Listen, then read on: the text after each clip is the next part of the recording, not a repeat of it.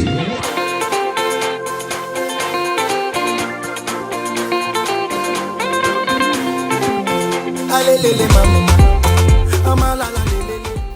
it's your girl Percy. This is my introduction video where we'll be discussing Africa as a whole, xenophobia, politics, and Black Lives Matter. Today will be about Black-owned businesses. Yes, you heard me right. Black-owned businesses. Please do like, subscribe, and share your views. As Prof. Lumumba once said, those with ideas have no power, and those with power have no ideas. Well, what's your take on that? To me, it does make a whole lot of sense. Because as a youth, as somebody that's coming from school and now you have a great idea that you want to implement for a business and you don't have the finances, how are you going to go about it? I mean, because everywhere around Africa, it's the elders that are already high up there. Are they willing to help the youth to actually be there? That's the question we should ask. I don't think so. In the finance sector, you are probably not going to get the idea that you want to actually flourish because there is no one willing to actually take you high up as an African child. Let's stand up together as youth. Let's work together as one. Let's stand up together as Africa and support each other's dreams. There is corruption in Africa, well, in general, all the African countries. Because they say connections speak louder than qualification, baby. Yes, it does.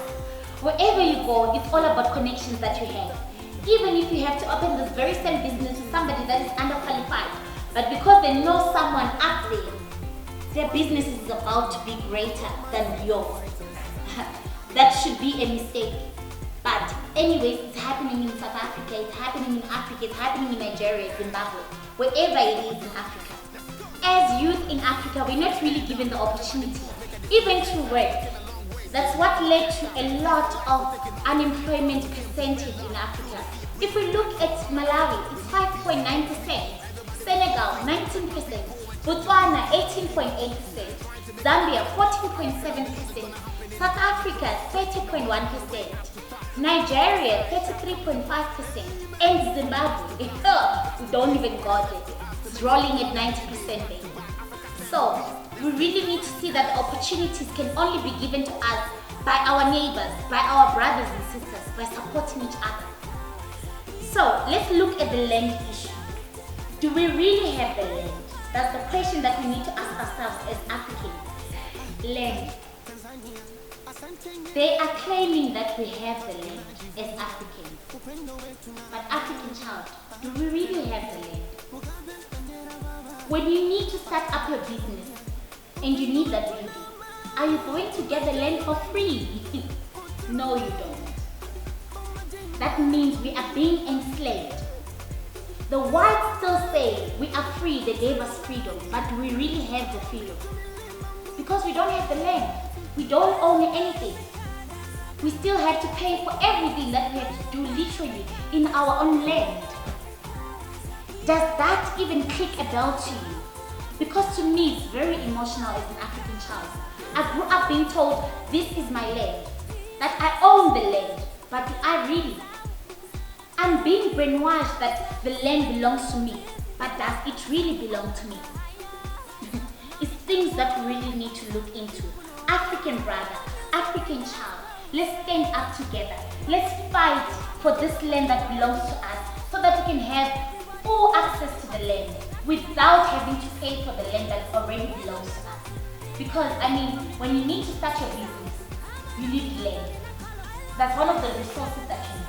How then are you going to pay for the land while you don't even have the capital to start your own business? It's tricky, but it's real and it's happening every day. Let's go into the issue of historical racial barriers. Historical racial barriers.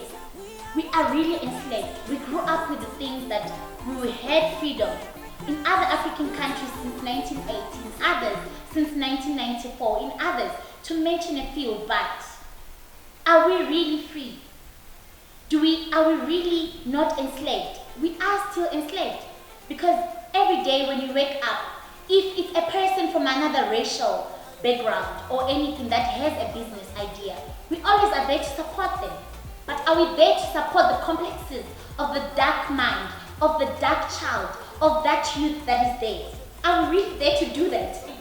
If we see a white man selling the same product with me as a black man, which product are you going to choose? Obviously, it all goes to the 99% who go to the white because of their color. But is the brand really working? Let's support black businesses.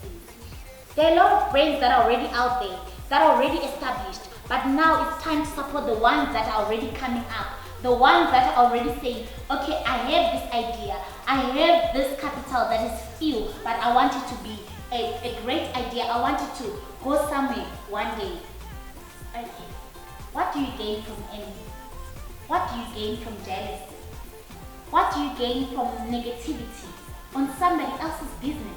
Black brother, black sister. There is nothing that you're going to gain if you don't really feel good about somebody's idea. It's not going to bring anything for you.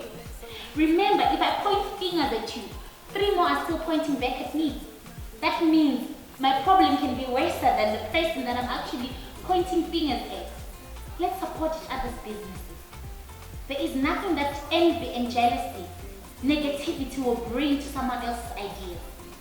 It will only bring them to have less confidence on themselves. Why then do it? Black-owned businesses not only show solidarity to the community, but also to thrive and grow. Let's support black businesses. Let's be for one nation, for Africa. Whether you're African American, whether you're African, we all African. Let's share the color, let's share the beauty of having businesses around one another and supporting each other. Please do subscribe, share the link. We'll see you again next week. Enjoy! And I believe it's gonna happen in God we trust. Straight from the bottom all the way up to top. I prophesy it shall come to pass. Amen. From dust to grass, from grass to grace. But it's left to us to make it happen on a daily basis. Back to